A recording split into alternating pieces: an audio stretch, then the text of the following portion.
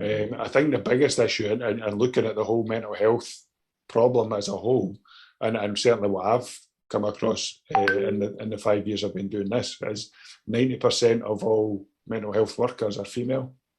So even if you go and reach out and you approach your mental health nurse at your doctor's surgery, or you go to speak to a psychologist, or chances are it's got to be a female that you're talking to, and you just don't open up. You don't speak to them the same way as you would in a group of guys. And I think that's why Andy's Man Club's proven so successful, because we're sitting in a room, you're sitting in a room with peers.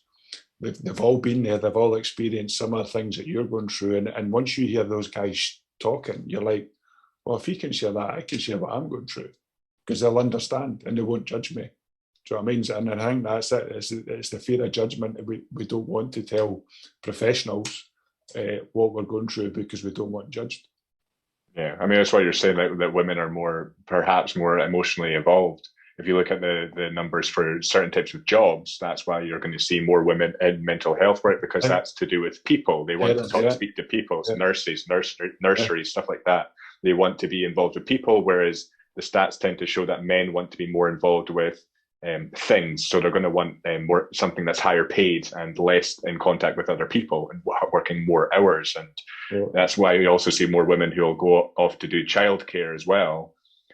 Because they see raising a family and being with their family is more important than men tend to. So it's about maybe changing that.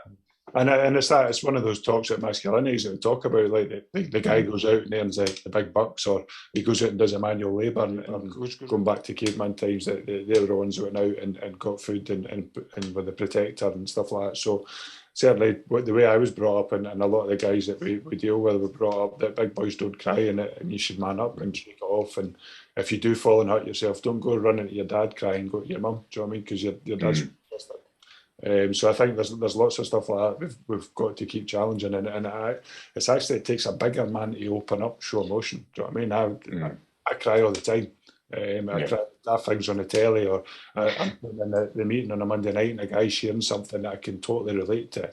I get emotional, and once guys realise that they're in that safe space and they can express emotions that way in front of their peers, it just makes a huge difference to them.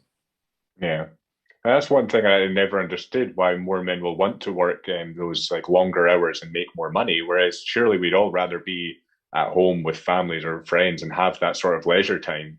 I don't understand why you'd want to work like 80-hour weeks even though you're making a lot of money. It's just we need to maybe change the culture and maybe change the value of how much value we put onto money.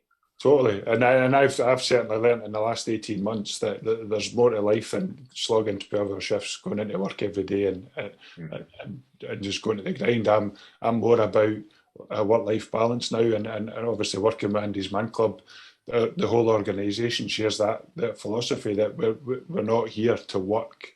You know what I mean? We're here to live, so you've got to enjoy your downtime as well. So I've bought myself a camper van, go away at weekends. We've spent money on the garden, so when you're in the house, you can enjoy it. So I mean, there's so much more than just going out working 7 days a week.